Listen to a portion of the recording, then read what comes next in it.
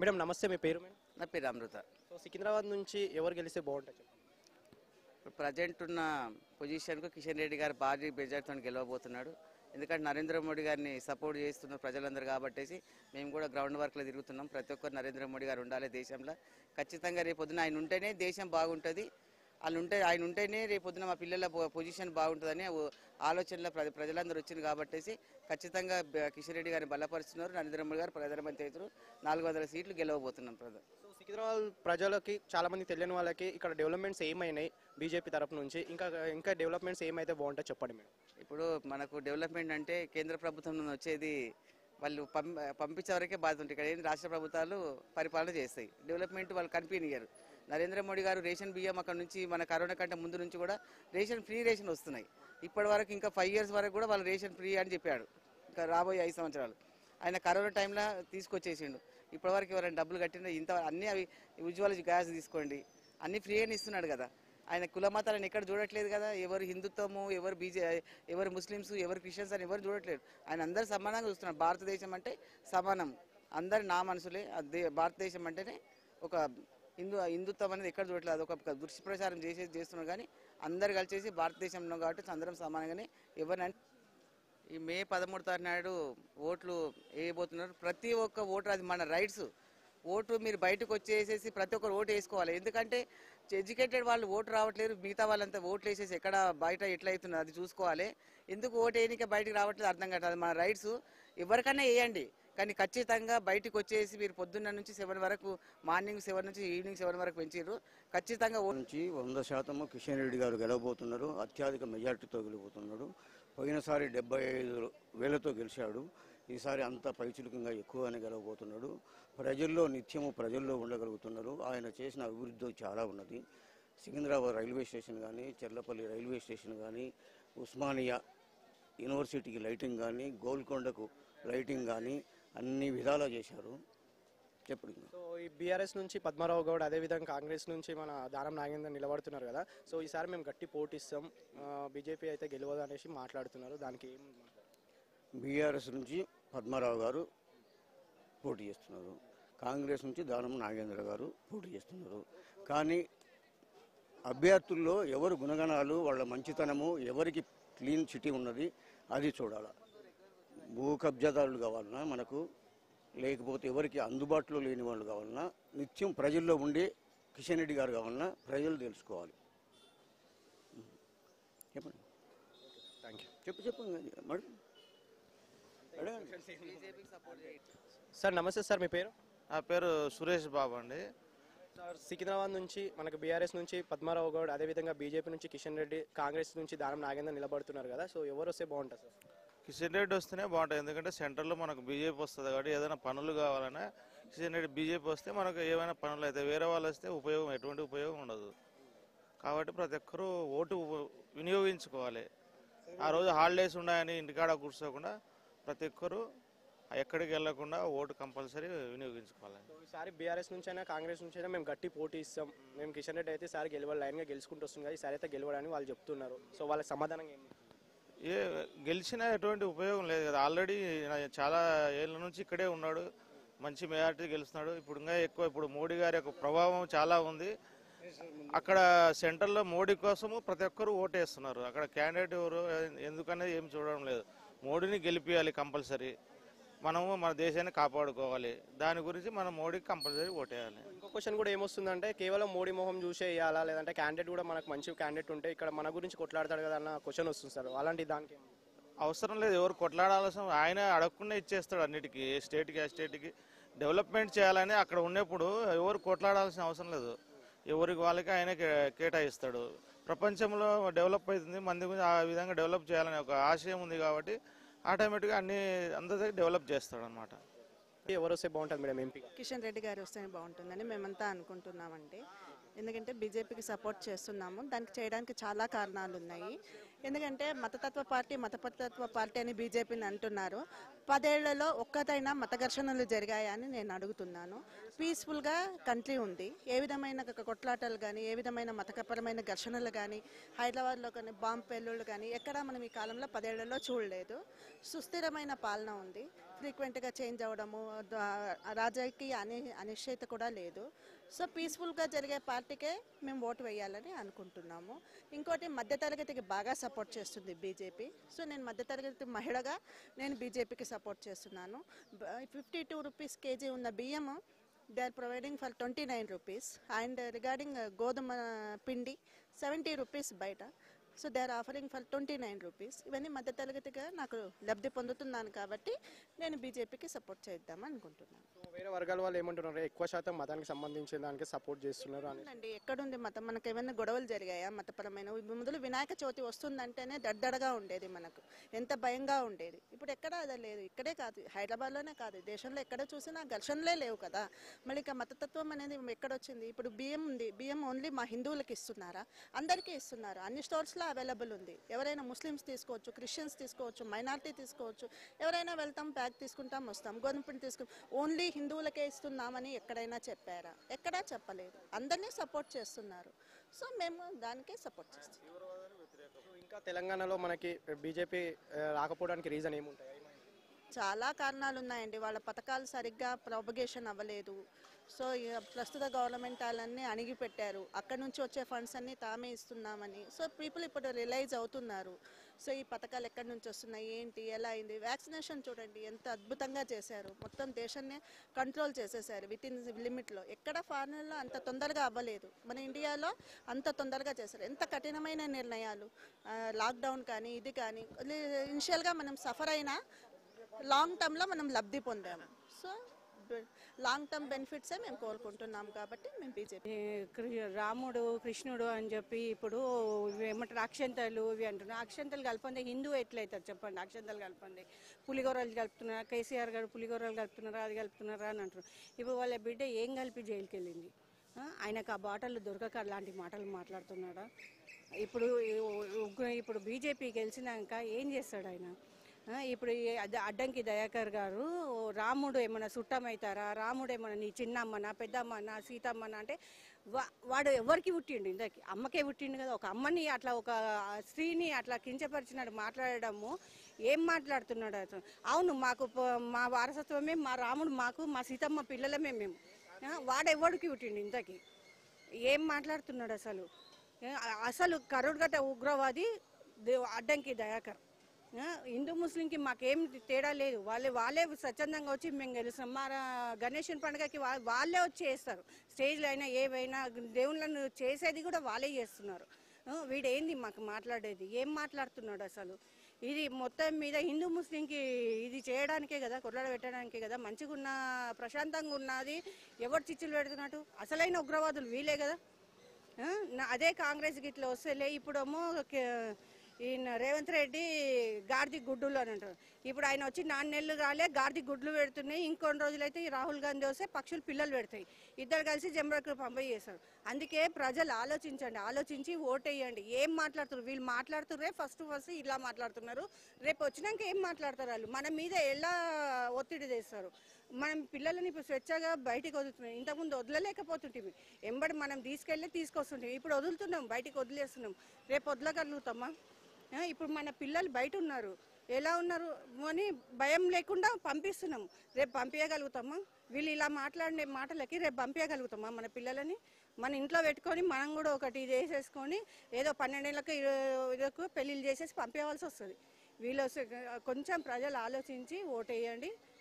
80% 85% ఉన్న హిందూ దేశంలో ఇలాంటి స్టేట్మెంట్స్ ఇస్తున్నారు కదా మేడం. సో ఎందుకు మేడం ఇలాంటి, అంటే ఎందుకు భయం లేకుండానా, లేదంటే చులకనగానా, ఎందుకన్నా? అదే మెయిన్, భయం అనేది లేదు. చులకన ఒకటి, గడ్డి తినే తత్వము. మనుషులైతే కొంచెం మనుషుల్లాగా మాట్లాడేవాళ్ళు.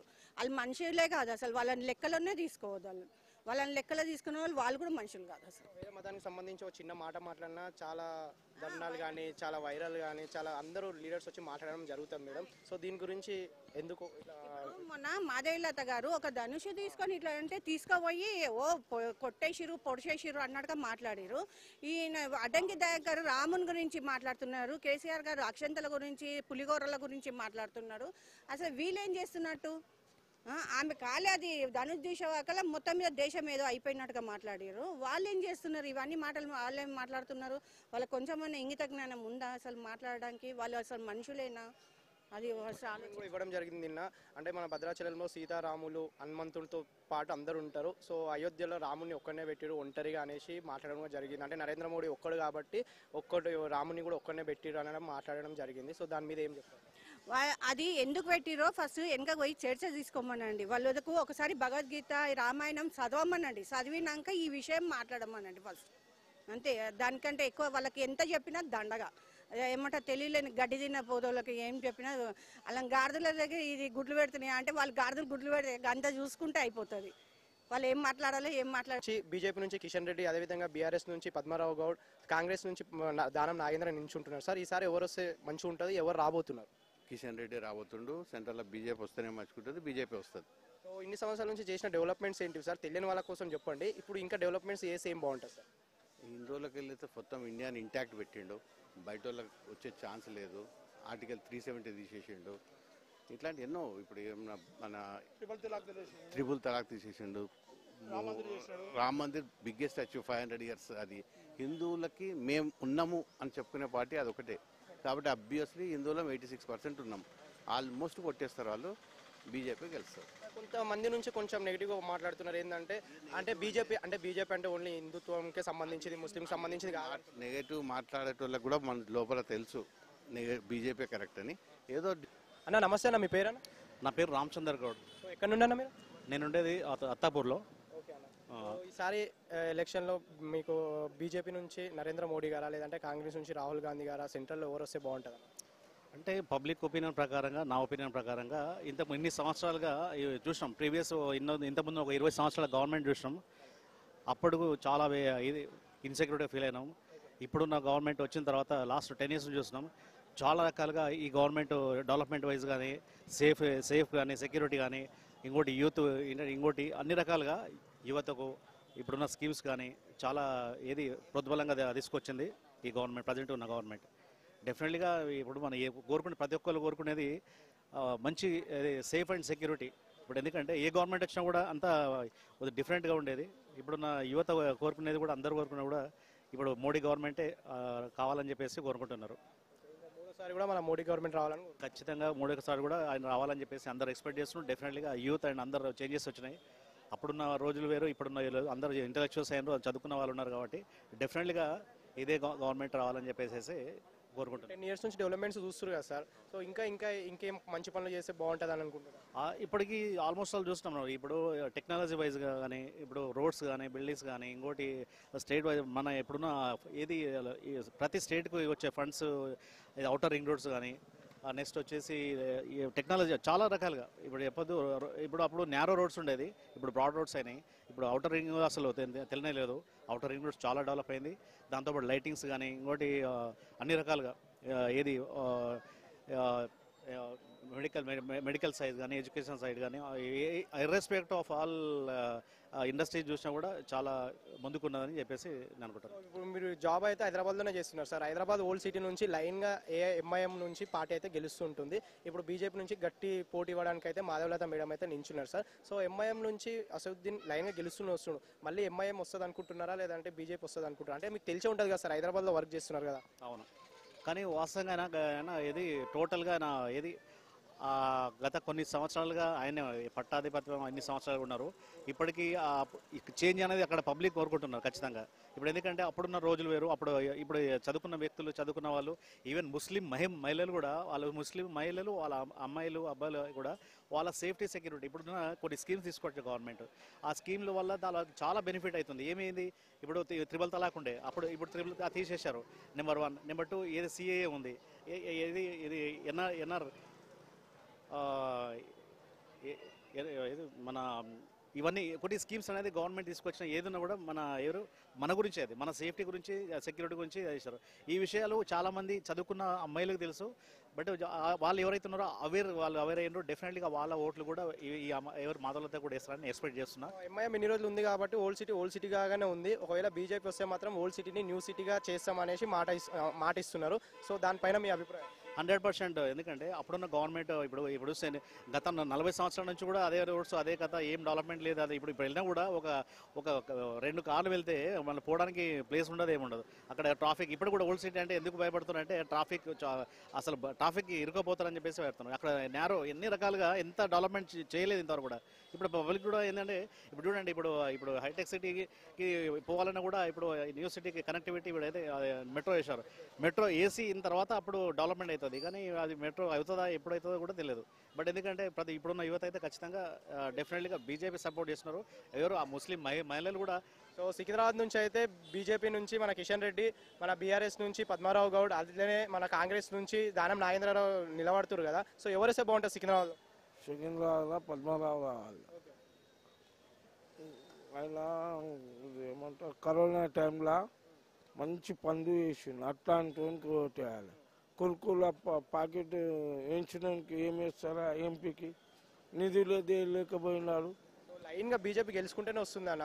సో వాళ్ళ డెవలప్మెంట్స్ అన్ని డెవలప్మెంట్ అన్ని చూస్తే ఆ పబ్లిక్ 15 లక్షలు వేస్తాను. మోదీ వేసిండా? ఎవరికైనా వేసిండా? చేసిండా? అన్నీ ఉట్టి మాటలు. సో ఈసారి బీఆర్ఎస్ నుంచి మన పద్మారావు గౌడ్ అన్న సంతోషం ఆయన వస్తాయి. క్రిస్టఫర్. సో సికింద్రాబాద్ నుంచి మన కాంగ్రెస్ నుంచి దానం నాగేంద్ర, అదేవిధంగా బీఆర్ఎస్ నుంచి పద్మారావు గౌడ్, బీజేపీ నుంచి కిషన్ రెడ్డి నిలబడుతున్నారు సార్. ఎవరైతే బాగుంటుంది sir? Danam Nagender better Congress candidate. His experience already MLA from Khairtabad. So is better than Padmarao. So నేను ఇంకా కాంగ్రెస్ వస్తే డెవలప్మెంట్ కూడా అవుతుంది. ఎందుకంటే రూలింగ్ కాంగ్రెస్ ఉంది కదా రేవంత్ రెడ్డి, తో వాళ్ళు బెటర్ డెవలప్మెంట్ చేస్తారని ఈయన ఉట్టి గాలి మాటలు చెప్పిండు కేసీఆర్ టీఆర్ఎస్. ఆయన అంత పబ్లిక్ అన్ని గాలి మాటలు చెప్పి గెలిచిండు. కానీ ఈసారి రాడు. పబ్లిక్ ఆల్రెడీ ఒపీనియన్ ఇచ్చింది కదా.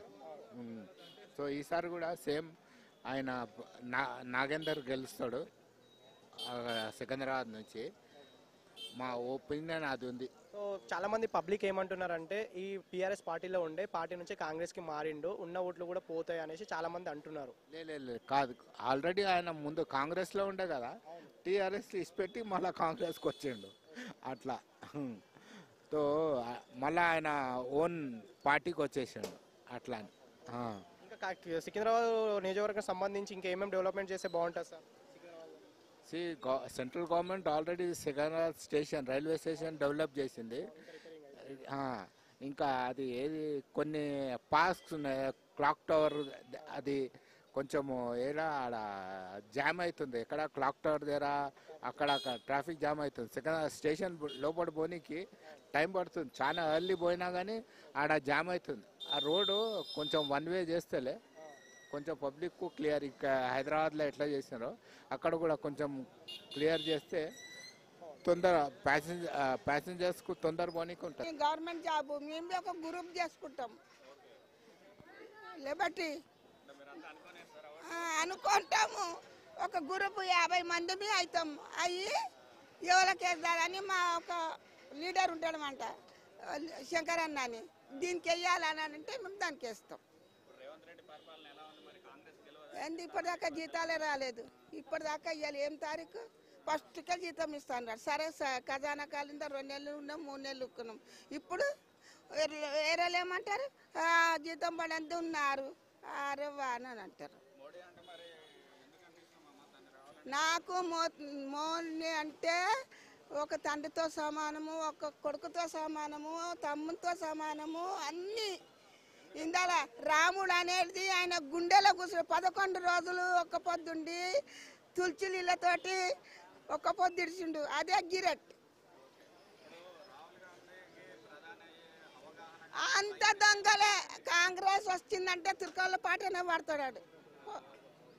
మా పాట మానేది మన మన పిల్లలు ఇంత పెద్ద అయినరు, ఒక్క ఉద్యోగం లేదు, ఏం లేదు.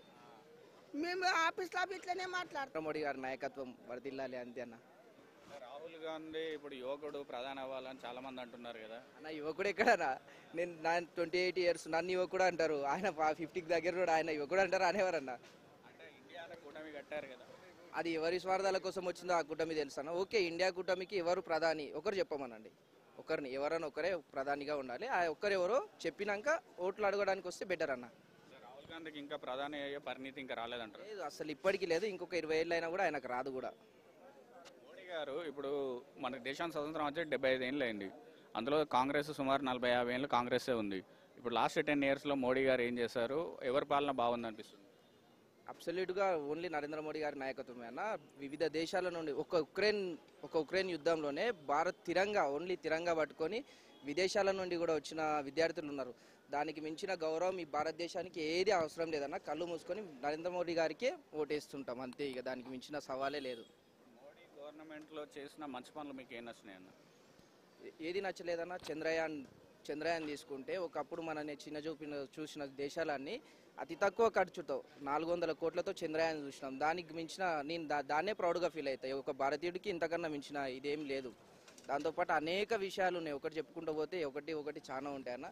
భారతదేశం రానున్న రోజుల్లో 3వ అగ్రగా దేశంగా మారబోతుంది. దానికన్నా పెద్ద ఏదంటారు, ఒక మంచి ఆర్థిక వ్యవస్థగా నిలుస్తుంది. దానికన్నా గొప్ప అనుభూతి ఏమి ఉండదన్న భారతీయునికి.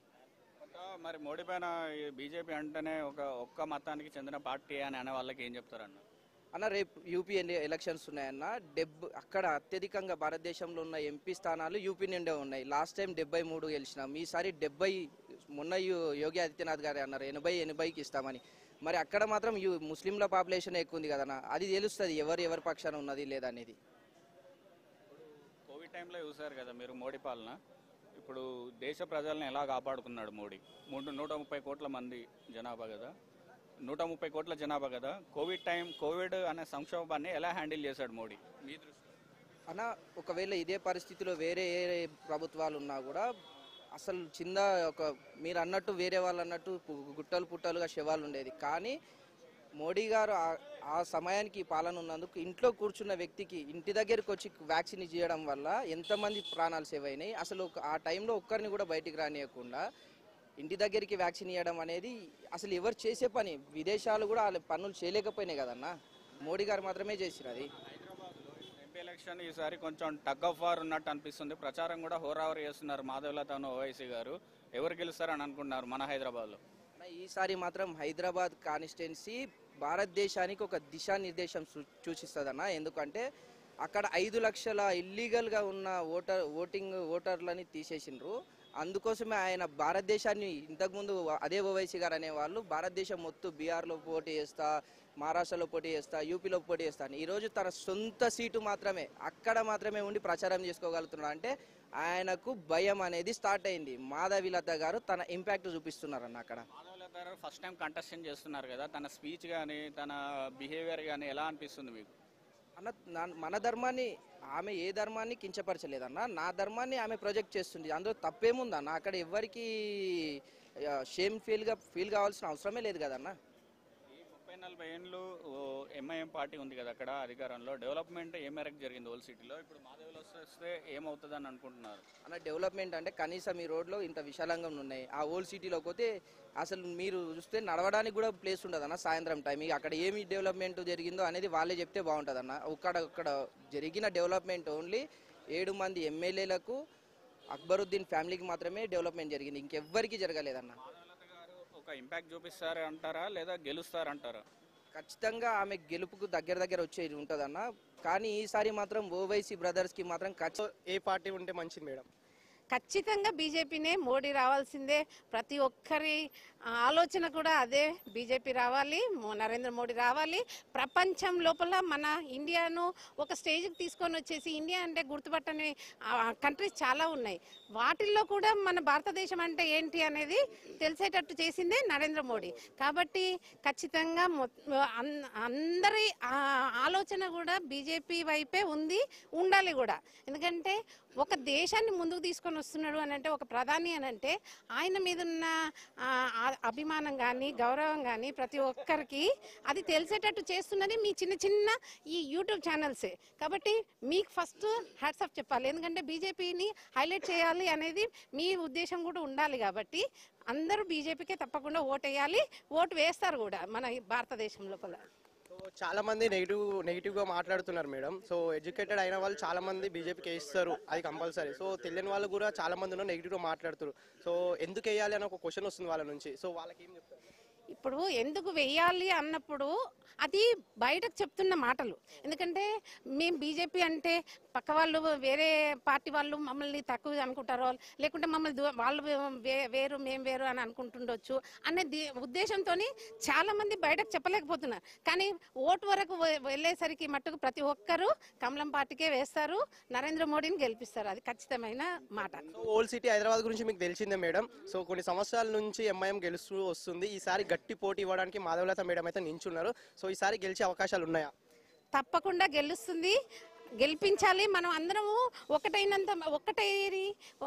మాధవీలతను గెలిపించాలి అని మన ఉద్దేశం ఉంది అని ప్రతి ఒక్కరూ వాళ్ళ మాటల ద్వారా తెలియజేస్తున్నారు కూడా. ఎందుకంటే ఎంఐఎం ఓకే, మన హిందూ సాంప్రదాయాన్ని పాటించకుండా మన భారతీయులే వాళ్ళు కూడా కాదనము. కానైతే ఎంతసేపు ముస్లింలను రెచ్చగొడుతున్నారు, అది రెచ్చగొట్టే పద్ధతి కరెక్ట్ కాదు ఎంఐఎంకి. ఇప్పుడు వాళ్ళు మన భారతీయులనే అనుకున్నప్పుడు మనం కూడా భారతీయులు మా వాళ్ళే అని వాళ్ళకు కూడా ఉండాలి ఆ ఉద్దేశం. అది లేకుండా ముస్లింలను రెచ్చగొట్టి ఓన్లీ ఓట్ల రూపంలో మట్టుకు వాళ్ళు యూజ్ చేసుకుంటున్నారు.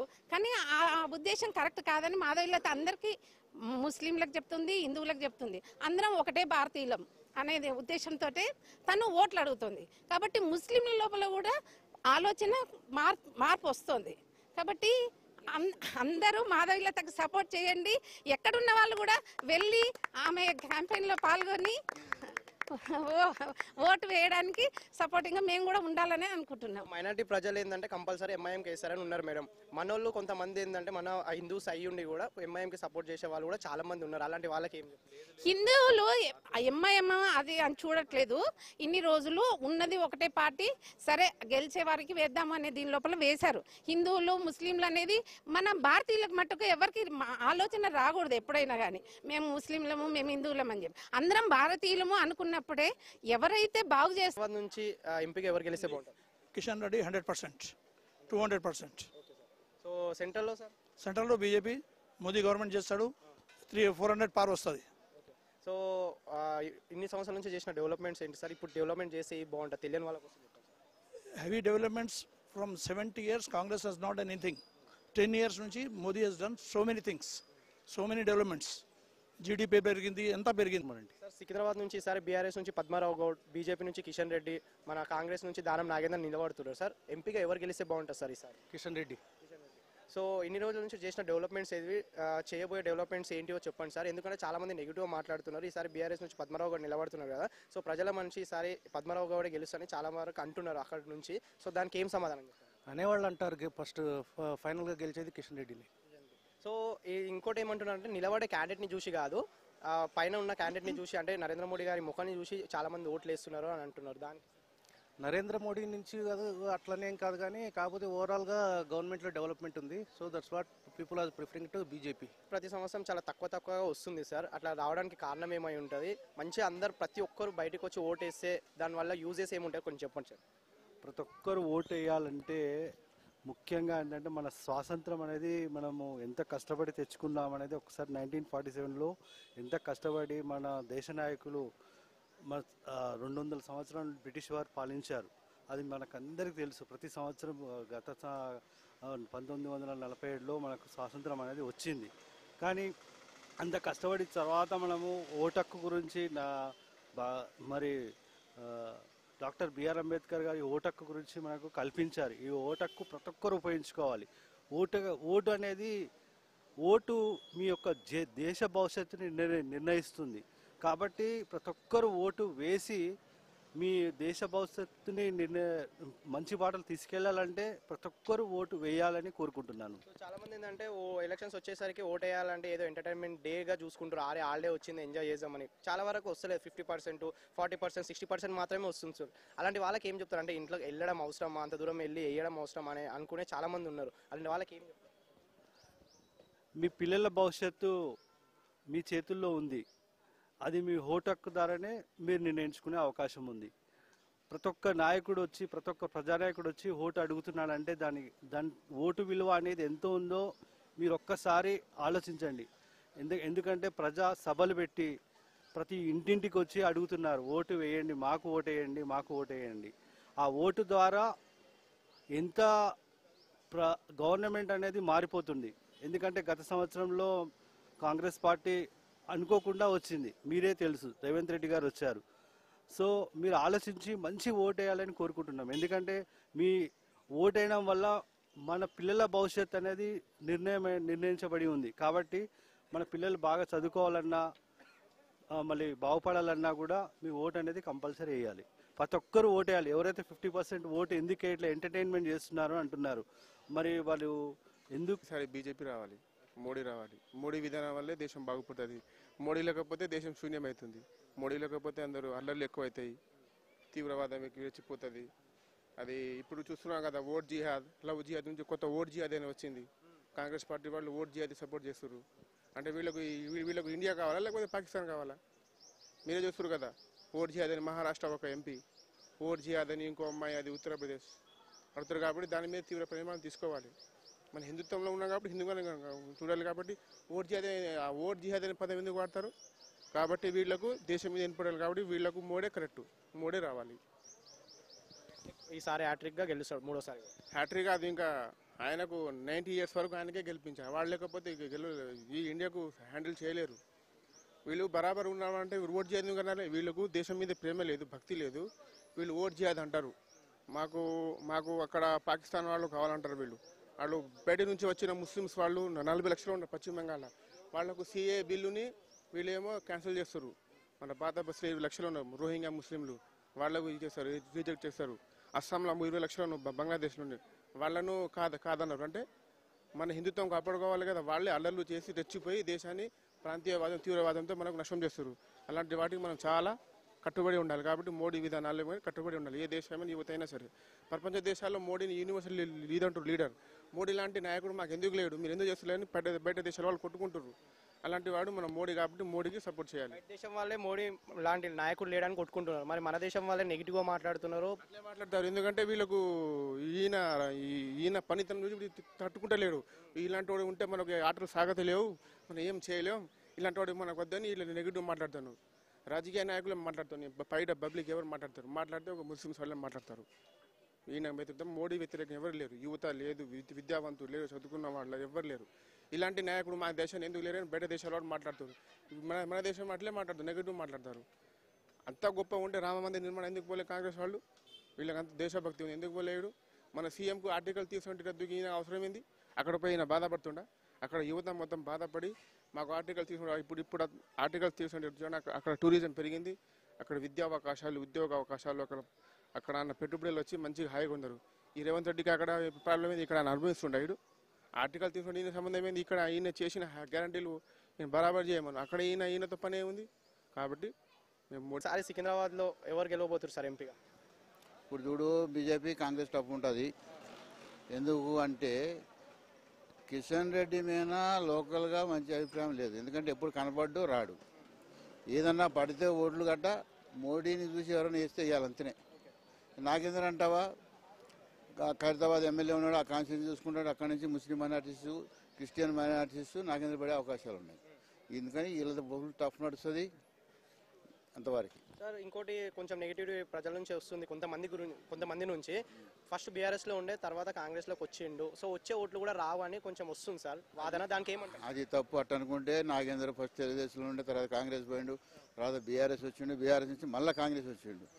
ఈ రాజకీయ నాయకులకి పార్టీలు మారటం అనేది మామూలుగా ఇల్లు మారినంత సేపు పడుతుంది అంతే.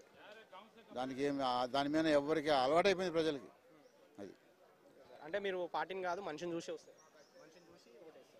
మనిషిని చూసి కాదు, పార్టీ పైన హైకమాండ్ కూడా మెయిన్ కదా. ఇప్పుడు సెంటర్లో ఇప్పుడు బీజేపీ 10 ఏళ్ళు పాలించింది, నెక్స్ట్ టైం ఆల్టర్నేటివ్ మళ్ళీ అయితే కూడా అదే చేస్తారు కదా. ఇంకో పార్టీ ఛాన్స్ ఇస్తే వాళ్ళు కొద్దిగా మార్పులు చేస్తారు, ఏ పార్టీ అయినా కానీ. ఇప్పుడు టీఆర్ఎస్ ఎందుకు మొదలుపెట్టారు, 10 ఏళ్ళ చేసింది, జనానికి మచ్చలేదు, తీసేసారు, మళ్ళీ కాంగ్రెస్కి ఇచ్చారు. ఇది కూడా అంతనే అవుతుంది, చెప్పలేం. ప్రజల నాడిని ఎవడో కనిపెట్టలేడు. ప్రజలు చాలా తెలివైన వాళ్ళు, వాళ్ళకి ఏది మనసులో వస్తే అదే చేస్తారు. నువ్వు నేను చెప్పింది ఎవడేయడు. బీఆర్ఎస్ నుంచి కూడా పద్మారావు గౌడ్ నిలబడుతున్నాడు కదా, గట్టి పోటీ ఇస్తారు సికింద్రాబాద్కి సారే అని అంటున్నారు. సికింద్రాబాద్ కాన్స్టిట్యూన్సీ వరకు ఈజ్ వెరీ గుడ్. తర్వాత ఉడిపి నుంచి మన కిషన్ రెడ్డి, బీఆర్ఎస్ నుంచి పద్మారావు గౌడ్, అదే విధంగా కాంగ్రెస్ నుంచి దానం నాగేంద్ర నిలబడుతున్నారు కదా ఎంపీగా. సో ఎవరు వస్తే బాగుంటుంది సార్ సికింద్రాబాద్కి? సికింద్రాబాద్కి కిషన్ రెడ్డి వస్తే బాగుంటుంది. ఎందుకంటే స్టేట్ గవర్నమెంట్ ఏదైనా రాని సెంట్రల్ గవర్నమెంట్ మాత్రము బీజేపీ ఉంటేనే మన భారతదేశం బాగుపడుతుంది. ఎందుకంటే మన భారతదేశం మనం బాగుండాలంటే మన భారతదేశం బాగుండాలి. భారతదేశాన్ని మోదీ కాపాడుతున్నాడు. సెంట్రల్ మాత్రం స్టేట్ ఏ గవర్నమెంట్ అయినా ఉండండి, సెంట్రల్ మాత్రం బీజేపీ ఉండాలి. కొంతమంది ఏమంటున్నారంటే మన సికింద్రాబాద్ ఏరియాకి కానీ మనం ఉన్న ఏరియాలో కానీ మనకేమైనా నిధులు రావాలన్నా, డెవలప్మెంట్ కావాలన్నా కొట్లాడేవాడు కావాలి అని అంటున్నారు. సో మన పైన ఉన్న క్యాండిడేట్ నరేంద్ర మోడీని చూసి కాకుండా క్యాండిడేట్ని చూసి వేయాలి అని చాలా మంది అంటున్నారు. దానికి మీరేమంటారు? దానికంటే సార్ చేస్తున్నాడు కదా సార్, ఫ్లైఓవర్ చేస్తున్నారు అంటే నిధులు రావాలి కదా సార్. అన్ని ఒక్క స్టేట్కి పంచాలి కాదు కదా సార్, ఇది ఆల్ ఇండియాకే పంచాలి. ఈ నెక్స్ట్ టైం కావచ్చు కదా. ఒకటే ఇప్పుడు కూర్చున్న వాళ్ళు అంటే 5 సంవత్సరాలకే ఎవరు చేయలేదు, అవునా? ఇప్పుడు సగం పని అయింది, నెక్స్ట్ ఇయర్ అన్నతగ్గల కావచ్చు కదా. ఇప్పుడు బీఆర్ఎస్ నుంచి పద్మారావు గౌడ్ కూడా నిలబడుతున్నారు కదా, గట్టి పోటీ ఇస్తాడని అంటున్నారు. మరి ఏమంటారు? చెప్పచాలం, ఇప్పుడు ఎవరు ఇదైతారని చెప్పచాలం. మా ఒపీనియన్స్ మాత్రం కిషన్ రెడ్డి వస్తే, కిషన్ రెడ్డి అంటే మోదీ అంటే కిషన్ రెడ్డి. సెంట్రల్లో మోడీ ఉండాలని మేము సెంట్రల్ మోదీ ఉంటే ఇప్పుడు కాశ్మీర్ పోయిండే సార్, కాశ్మీర్ తెచ్చే ఏ గవర్నమెంట్ 60 ఏళ్ళ నుండి కాంగ్రెస్ పరిపాలించింది, తెచ్చాక काश्मीर मोदी की पार्टी आना। क्यों सर? तो बस मोदी का डेमोन्स्ट्रेटेड कितना काम किया है आप देख रहे हैं ना। डेवलपमेंट्स बहुत हो रहे बोल के बोले, सो डेवलपमेंट्स क्या क्या हुआ और क्या हुए तो अच्छा रहता? बहुत डेवलपमेंट हर क्षेत्र में डेवलपमेंट है और आगे भी रहेगा। और उनका मैनिफेस्टो पड़ा है, बहुत अच्छा है, देश बहुत तरक्की करेगा। फुल मैनिफेस्टो कल रिलीज हुआ। ये साल भी मोदी आए तो अच्छा। ये साल तो अब क्या, ये पूरे 5 साल रह गए। वो भी मोदी आए तो अच्छा। हाँ बिल्कुल, वो एक डायरेक्शन दे के चला जाएगा, उसके बाद सेल्फ ग्रोथ होगा। బీజేపీ నుంచి కిషన్ రెడ్డి, అదేవిధంగా బీఆర్ఎస్ నుంచి మన పద్మారావు గౌడ్, మన కాంగ్రెస్ నుంచి దానం నాగేంద్ర నిలబడుతున్నారు కదా సార్, ఎవరు వస్తే బాగుంటుంది సార్ సికింద్రాబాద్కి? మాకైతే కాంగ్రెస్ పార్టీ నుంచి రావాలి సార్, ఎవరు వచ్చినా పర్లేదు, కాంగ్రెస్ పార్టీ నుంచి రావాలి. ఎందుకంటే మోడీ రాజ్యంలో ఇప్పటిదాకా అప్పులు చేసి కుప్పలు పెట్టి భారతదేశాన్ని శ్రీలంక లాగా చేశాడు. అంత అవసరమా అండి?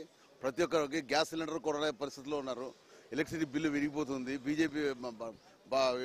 బీజేపీ చేసింది ఏముందండి? ఇక్కడ ఏమీ లేదు. మోడీ మోడీ మోడీ తప్ప మోడీ ఏం చేయలేదు. Modi is not a hero. ప్రజాపాలన కావాలండి. ప్రపంచంలో అందరికీ సెక్యులర్ పాలన జరుగుతుంది. మన ఇండియాలో ఎందుకు ఇట్లా రాజ్యాధికం జరుగుతుంది? ఒక మోడీ కింగ్ అనుకుంటున్నాడా? అది కాదు కదా. ప్రతి ఒక్క మనిషికి పరిపాలించే శక్తి ఉన్నది. అలాంటి ప్రజా పరిపాలన మనకు కావాలా? ప్రజలతో మనం పరిపాలించుకునేటువంటి ప్రజాస్వామ్యం మనకు కావాలా? ప్రజాస్వామ్యాన్ని కూని చేసుకుంటూ రామరాజ్యం అంటూ అది చేసుకుంటూ ఏమొచ్చిందండి? పత్రికలకి స్వేచ్ఛ లేదు, పబ్లిక్ స్వేచ్ఛ లేదు. ఎవరికి స్వేచ్ఛ లేకుండా మనుషులకు ఒక జై శ్రీరామ్ అనుకుంటా తప్ప జై శ్రీరామ్ అంటే కడుపు నిండుతుందా? ప్రజలకు ఫుడ్ పెట్టాలండి. ఏదైనా కానీ రేట్లు తగ్గించి ప్రజలు హాయిగా ప్రశాంతంగా జీవించేటట్టు చేయాలి. కానీ నేనే వస్తా అంటే ఏం చేశారు? అన్ని వరల్డ్ బ్యాంక్లో అప్పులు చేసుకొని కుప్పలు పెట్టాడు. వరల్డ్ బ్యాంక్లో నంబర్ 1లో ఉంది మన స్థానం అప్పుల్లో. అలాంటి దానికి మోడీ ఎట్లా అంటారండి? మోడీ అని వీ సపోర్ట్ కాంగ్రెస్ పార్టీ రాబోతుంది, కాంగ్రెస్ పార్టీ మేము చేస్తాం. చాలా మంది ఏమంటారు అంటే డెవలప్మెంట్స్ ఉంది కాబట్టి 10 years మేము మోడీని గెలిపించుకున్నాం. సో ఈసారి చేశారండి. మనకి వృద్ధి రేట్లో అప్పులు తెచ్చిపెట్టాడని మొత్తం పేపర్లు అన్నీ చెప్తున్నాయి. మీకే తెలుసు, అందరికి మీడియాకి అందరికీ తెలుసు. ఎన్ని అప్పులు చేసి తెచ్చిపెట్టాడు అది చూస్తలేరా మనుషులు? ఇన్ని రోజులు లేనిది చేయలేదు. ఇప్పుడు కాంగ్రెస్ పార్టీ నుంచి ఎప్పటి నుంచో మెట్రో రైలు స్టార్ట్ అప్పటి నుంచే ప్లాన్ చేసినారు. కోట్ల విజయభాస్కర్ రెడ్డి టైం నుంచే ప్లాన్ చేసినారు. ఇప్పుడు ఇంప్లిమెంట్ చేశారు. కానీ అది ఇంప్లిమెంట్ చేయడానికి మాత్రం డబ్బులు లేవు. ఏ రాజ్యాంగం వచ్చినా కానీ ఎవరు వచ్చినా కానీ అప్పులే. లేకపోతే కాంగ్రెస్ పార్టీ వచ్చినా అప్పులే, టీఆర్ఎస్ వచ్చిన అప్పులే, ఎవడొచ్చినా అప్పులే. మన అప్పుల బాధతో మనం సతమతం అవుతున్నాం. కాబట్టి ఇప్పుడైనా మేల్కొని మనము ఒక మంచి పార్టీని గెలిపిస్తే మనం ప్రజలు సుఖంగా ఉండగలుగుతాం. అప్పుల్లో ఉందంటున్నారు కదా, సో డెవలప్మెంట్ చేయాలంటే అప్పు కంపల్సరీ చేయాలి కదా సార్? అప్పు అంటే ఇక డెవలప్మెంట్ ఎట్లా చేస్తారండి? అప్పులు చేసుకుంటూ డెవలప్మెంట్ చేసుకుంటే ఇప్పుడు శ్రీలంక పరిస్థితి ఏముంది, వేరే పాకిస్తాన్ పరిస్థితి ఏముంది? వాళ్ళ దగ్గర డబ్బులు లేవు, మొత్తం రోడ్లో పడిపోయినారు. కాబట్టి ఈ రోజు అప్పులు చేసుకుంటూ చేస్తున్నాం అనుకోండి, రేపు పొద్దున మన పరిస్థితి ఏంటి? ఒక్కొక్కరి మీద ఇప్పుడు ఎంత అప్పు ఉందో మనకే తెలుసు. కానీ ఈ అప్పులు పెట్టుకొని ఇంకా మళ్ళీ లైఫ్ ఎందుకు? రేషన్ ఊరికే వస్తుంది, అప్పులు లేకనే రేషన్ ఊరికే వస్తుంది, రూపాయికే రేషన్ ఇస్తున్నాడు. గుర్తులేవు మనుషులకు, డెవలప్మెంట్ ఊరికే వస్తుంది, ఇవన్నీ గుర్తులేవు మనుషులకి. ఎక్కడో అప్పచెప్పేస్తాం చూడండి, వాళ్ళకి ఓటేయాలంట. పెద్ద నుంచి కిషన్ రెడ్డి, అదేవిధంగా బీఆర్ఎస్ నుంచి పద్మారావు గౌడ్, కాంగ్రెస్ నుంచి దానం నాగేంద్ర నిలబడుతున్నారు కదా, సికింద్రాబాద్కు ఎంపీగా ఎవరు గెలిస్తే బాగుంటుంది? కిషన్ రెడ్డి అండి, కిషన్ రెడ్డి. ఎందుకు సార్? కిషన్ రెడ్డి మంచి పనులు చేసిండు అండి. రెండోది మోడీ మనకు కావాల్సిన ప్రైమ్ మినిస్టర్, ఆయన దేశానికి మేలు చేస్తున్నాడు కాబట్టి ఆయన కావాలని కోరుకుంటున్నాం. పైన మోడీని చూసి చేస్తున్నారా ఓటు, లేదంటే కిషన్ రెడ్డి చేసిన డెవలప్మెంట్స్ చూసి? Number 1 Modi, second Kishan Reddy. ఇప్పటివరకు చేసిన డెవలప్మెంట్ చూసారు కదా సార్, ఇంకా సికింద్రాబాద్ ఎలాంటి డెవలప్మెంట్ చేస్తే బాగుంటుంది? కొన్ని చేస్తున్నారు కానీ ఇంకా కొన్ని చేయాలండి. రెండోది ప్రజల్లోకి ఆయన ఎక్కువ రాడు, అదొక్కటే ఆయన దగ్గర ఉన్న మైనస్ పాయింట్. అది కొంచెం అప్పుడప్పుడు వచ్చి ప్రజలను కనుక్కోవాలి ఆయన నియోజకవర్గంలో ఏం నడుస్తుంది ఎట్లుందని మొత్తం కనుక్కుంటే బాగుంటుంది. కానీ ఆయన సామాన్యంగా రాడు ఎక్కువ, అదొక్కటి మాత్రం మైనస్ పాయింట్ నా దృష్టిలో. సెంట్రల్ అయితే మోడీ రావాలండి, మోడీ. సికింద్రాబాద్ నుంచి ఎంపీగా ఎవరు గెలిస్తే బాగుంటుంది సార్? సికింద్రాబాద్ నుంచి అంటే ప్రస్తుతానికైతే కిషన్ రెడ్డి గతంలో గెలిచిండు. ఆయన ఏం డెవలప్ చేయలేదు, జనంలో తిరిగింది లేదు. అన్నీ ఓ బుక్ ప్రింట్ చేసి గవర్నమెంట్ చేసిన లైట్లు కానీ వేరే చేసినవి అన్నీ నేనే చేసిన అని చెప్పుకుంటుండు. జనంలో తిరగడు ఆయన. ఈసారి అయితే ఆయన గెలవడని మేము అనుకుంటున్నాం. కాంగ్రెస్ నుంచి దానం నాగేందర్ గెలుస్తాడు. సార్ దానం నాగేంద్ర గురించి కొంచెం నెగిటివ్ ఉంది సార్. ఏంటంటే ఫస్ట్ బీఆర్ఎస్లో ఉండే, తర్వాత కాంగ్రెస్లోకి వచ్చిండు, ఉన్న ఓట్లు పోతాయని కొంతమంది అనుకుంటున్నారు. వాళ్ళకి ఏం సమాధానం చెప్తారు మీరు? అంటే బీఆర్ఎస్ నుంచి అంటే ఇప్పుడున్న పరిస్థితుల్లో అందరూ అవకాశవాదులే. ఆయన ఫస్ట్ నుంచి కాంగ్రెస్లో ఉన్నాడు, 6 సార్లు ఎమ్మెల్యే గెలిచిండు, ఆ అనుభవం ఉంది అతనికి. అంగబలము అర్ధబలం కూడా ఉన్నది. ఆ బేస్తోని కాంగ్రెస్ వాళ్ళు కూడా అతనికే ఇంపార్టెన్స్ ఇచ్చారు. మా అభిప్రాయం అయితే కిషన్ రెడ్డి ఏం డెవలప్మెంట్ చేయలేదు. సెంట్రల్లో మోడీ చేసిండని అంటారు కానీ మోడీ కూడా ఏం చేయలేదు, ఉన్నాయని అమ్మిండు. ఆయన ఇచ్చిన వాగ్దానాలు కూడా ఒక్కటి నెరవేర్చలేదు. గెలవక ముందు 15,000 అకౌంట్లలో వేస్తా అన్నాడు. ఉద్యోగాలు 2 లక్షల ఉద్యోగాలు, సంవత్సరానికి 2 లక్షల ఉద్యోగాలు ఇస్తా అన్నాడు. అవి ఏమీ లేదు. నిరుద్యోగం ఎక్కువ పెరిగిపోయింది. 10 సంవత్సరాల్లో ఏం లేదు, ఉన్నాయని అమ్మిండు. విశాఖ ఉక్కు ఫ్యాక్టరీ కానీ, రైల్వే ఫ్యాక్టరీ కానీ, రైల్వేలు, విమానాశ్రయాలు అన్నీ అదాని అంబానీకే దోచిపెట్టడం జరుగుతుంది. బీద జనానికి ఏం చేసిన దాఖలాలు లేదు. షోపుటప్ ఎక్కువ ఉంది. ఈసారి సెంట్రల్లో మరి కాంగ్రెస్ వస్తే బాగుంటుంది. సార్ నమస్తే, మీ పేరు? ప్రశాంత్. సార్ సికింద్రాబాద్ నుంచి ఈసారి ఎంపీగా ఎవరు గెలిస్తే బాగుంటుంది? బీజేపీకి ఓటేద్దాం అనుకుంటున్నాం ఈసారి. ఎందుకని? ప్రజెంట్ అయితే మోడీ వేవ్ అయితే బాగా నడుస్తుంది. కింద ఎవరున్నా పర్లేదు కానీ సెంట్రల్లో మోడీ ఉండాలని అందరు అనుకుంటున్నారు. లాస్ట్ టైం కూడా బీజేపీకి ఓటేసాము. చాలా డెవలప్మెంట్ అయింది ఇండియా. ఒక 70 ఏళ్ళ సంవత్సరంలో కాంగ్రెస్ ఏం చేసిందో కేవలం 10 సంవత్సరాల్లో మోడీ చేశాడు. ఇంకా అతని పైన నమ్మకం ఉంది. అన్ని కంట్రీస్ని కూడా ఫ్రెండ్షిప్ డెవలప్ చేస్తున్నాడు. తర్వాత ఇప్పుడు ప్రజెంట్ నెట్వర్కింగ్, రోడ్ నెట్వర్కింగ్ చూస్తే నితిన్ గడ్కరీ దాని శాఖ మంత్రి ఉన్నాడు కదా, రోడ్ నెట్వర్కింగ్లో చైనాని దాటింది. Present second world's largest road networking మన ఇండియా. కాబట్టి చాలా డెవలప్మెంట్ చేస్తున్నారు. మనకు కనిపిస్తలేదు కానీ ఇండియా చాలా డెవలప్మెంట్ అయింది. ఇప్పుడే యుద్ధం ప్రకటిస్తే చైనాని ఎదుర్కోవడానికి సిద్ధంగా ఉంది ఇండియా, పాకిస్తాన్ ఎదుర్కోవడానికి కూడా సిద్ధంగా ఉంది. ఎందుకంటే అక్కడ వరకు నెట్వర్కింగ్ లేదు రోడ్ మనకు. ఇప్పుడు జరిగితే ఇమ్మీడియట్గా మన సైనికులు అక్కడ వెళ్ళి ఆ రోడ్ ఫెసిలిటీ అవన్నీ యుద్ధ ట్యాంకులు అట్లా ఏర్పాటు చేశారు. చాలా బాగా డెవలప్మెంట్ చేస్తుంది మోడీ. అయితే మోడీకి వేయడం కరెక్ట్ అని నా అభిప్రాయం. సో మీరు డెవలప్మెంట్స్ గురించి మాట్లాడుతున్నారు, ఏం డెవలప్ అయిందో కూడా మాట్లాడుతున్నారు కదా సార్. సో చాలా మంది ఏమంటున్నారంటే బీజేపీ అంటే హిందుత్వానికి సంబంధించిన పార్టీ, ముస్లింకి సంబంధించింది కాదు, వాళ్ళు ఓన్లీ హిందుత్వం గురించి మాట్లాడి, మతం గురించి మాట్లాడి ఓట్లు అడుగుతారు, అది ఇదని అంటారు. వాళ్ళు అలాంటి వాళ్ళకి ఏం చెప్తారు సార్? వాళ్ళకి ఏం చెప్తా అంటే కాంగ్రెస్ మతపరంగా దేశాన్ని విడగొట్టింది. పాకిస్తాన్, బంగ్లాదేశ్ అది విడగొట్టింది ఎవరు? కాంగ్రెస్, బీజేపీ కాదు. మతపరంగా కాంగ్రెసే దేశాన్ని విడగొట్టింది. కానీ అక్కడికి మనకు సేమ్ ఒకటేసారి స్వాతంత్రం వచ్చింది. మరి అది ఇస్లాం కంట్రీ అయింది, ఇది హిందూ కంట్రీ కాలేదు, సెక్యులర్ కంట్రీ అయింది. సెక్యులర్ అనే వర్డ్ ఎప్పుడు వచ్చింది? 1972లో ఇందిరాగాంధీ తీసుకొచ్చింది. కాన్స్టిట్యూషన్లో మనకు అంబేద్కర్ రాయలేదు సెక్యులర్ అని, సెక్యులరిజం అని. ఈ కంట్రీ హిందూసే కాబట్టి మనము ఆ విధంగా ఆలోచించవద్దు. కానీ మోడీ మీరు చూడండి, ముస్లిం అని హిందూ అని ఎక్కడ కూడా తేడా లేదు. త్రిబుల్ తలాక్ తెచ్చిండు. ముస్లిం మహిళలే పాలు పోసి ఈరోజు పాలు వంగిస్తున్నారు మోడీ మీద. ఎందుకు? నువ్వు కోపం వస్తే 3 సార్లు త్రిపుల్ తలాక్ అంటే ఆమె వదిలేసి వెళ్ళిపోవడం ఏంది చెప్పు, ఇది బాగాలేదు. కాబట్టి మోడీ రావాలి. ఇంకా మోడీ టార్గెట్ ఏంది? ఇప్పుడు ప్రపంచంలో 5వ ఆర్థిక వ్యవస్థగా భారతదేశం ఎదిగింది. నెక్స్ట్ 3వ ఆర్థిక వ్యవస్థగా ఎదగాలంటే ఖచ్చితంగా మోడీ కోటేయాలి. సో ఇంకోటి ఏంటంటే దేశ ఎలక్షన్స్ మొత్తం ఒకవైపు జరుగుతుంటే ఓల్డ్ సిటీ హైదరాబాద్ ఎలక్షన్స్ ఒకవైపు జరుగుతున్నాయి. సో లైన్గా ఎంఐఎం గెలుస్తూ వస్తుంది. ఈసారి బీజేపీ నుంచి మాధవలత మేడం అయితే నించోవడం జరిగింది. సో ఈసారి గట్టి పోటీ ఇవ్వబోతుందా లేదంటే గెలవబోతుందా మాధవలత మేడం? మాధవలత ఈసారి చాలా గట్టి పోటీ ఇస్తుందండి అక్కడ. కానీ అక్కడ దొంగ ఓట్లు చాలా ఉన్నాయి. కాబట్టి ఆ దొంగ ఓట్లతోటి వాళ్ళు ఆ పోలింగ్ బూత్లల్లో మొత్తం వాళ్ళే ఉంటారు. వాళ్ళే ఉండి మొత్తం దొంగ ఓట్లు వేయించుకొని ఆ విధంగా గెలుస్తారు. తప్పిస్తే మాధవలతకు మంచి ఫేమ్ ఉంది. నిజాయితీగా అక్కడ ఓటు జరిగితే మాత్రం ఖచ్చితంగా ఆమె గెలుస్తుంది. ఎందుకంటే ఆమె వెనకాల ఈరోజు ముస్లిం మహిళలు కూడా ఎంతోమంది నడుస్తున్నారు. సో అక్కడ ఉన్న వాళ్ళు ఎంఐఎం పార్టీ వాళ్ళు ఏమంటున్నారంటే మేము ఆల్రెడీ డెవలప్ చేస్తున్నాం కాబట్టి మాకు ఓట్లు వేస్తున్నారు. సో మీరు ఏం డెవలప్ చేయలేరు కాబట్టి మీకు ఎప్పటికైనా మా పార్టీ వస్తుందని వాళ్ళు అనుకుంటారు. సో ఒకవేళ బీజేపీ నుంచి మాధవలత మేడం గెలిస్తే డెవలప్మెంట్ చేస్తారా? ఓల్డ్ సిటీని న్యూ సిటీగా చేస్తారా? లేదంటే ఆల్రెడీ ఉన్న ఎంఐఎం వాళ్ళే డెవలప్ చేస్తున్నారా? అక్కడ చూస్తున్నాం మనము. ప్రజెంట్ ఒక 50 సంవత్సరాల కింద ఎట్లుందో ఇప్పుడు కూడా అట్లే ఉంది. Drainage water, drinking water 2 mix అయిపోయి కూడా తాగే జనాలు ఉన్నారు అక్కడ. ఇంకా ఎన్నిసార్లు మతం పేరు మీద ఓటేసి వాళ్ళకి డెవలప్మెంట్ లేకుండా ప్రతిసారి మతం అని రుద్ది ఎంఐఎంకే ఒక్కసారి బీజేపీకి వేయచ్చు కదా. ఏం చేస్తారో, డెవలప్మెంట్ ఎంత చేస్తారో. సెంట్రల్లో ఉంది, సెంట్రల్ ఫండ్స్ తీసుకొస్తారు, చేస్తారు. ఒక్కసారి